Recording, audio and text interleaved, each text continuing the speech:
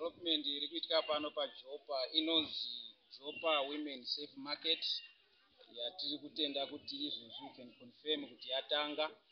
As you can see, the works have already started. Izvezvi vaita yavanoti surface blinding.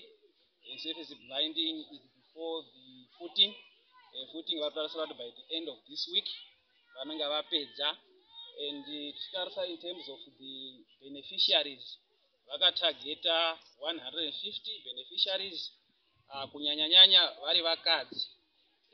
Inonzi Jopa Women Market, vachibata kuti vada kuedza kudzivirira vakadzi kuti vasange vachisangana netsaona dzakasiyana-siyana marodhi imomo. Saka inonga iri safe in the sense that vanenge vabviswa kumarodhi kwavanogona kusangana nemaaccidents vachienda panzvimbo yakanaka. Tichitarisa masheds edu in total anoratidza kuti anonge ari 6, but izvezvi pabasa riri kuitwa vambotanga ne3 iwayo anoratidza kuti anogona kubenefita about 75 for the first phase.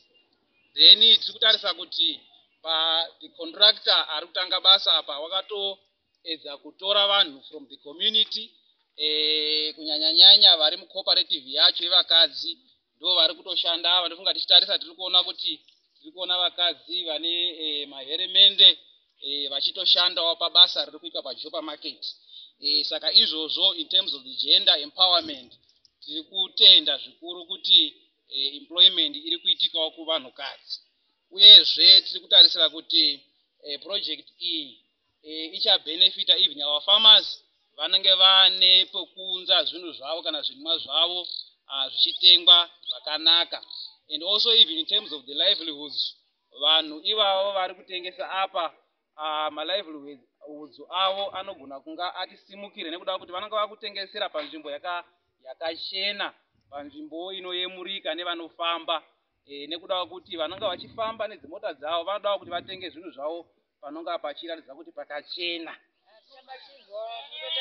Zvamatigadzirira apa tomwawo mvura yakachena nezvimbuzi zvinoti anhu ari kuitira pese pese.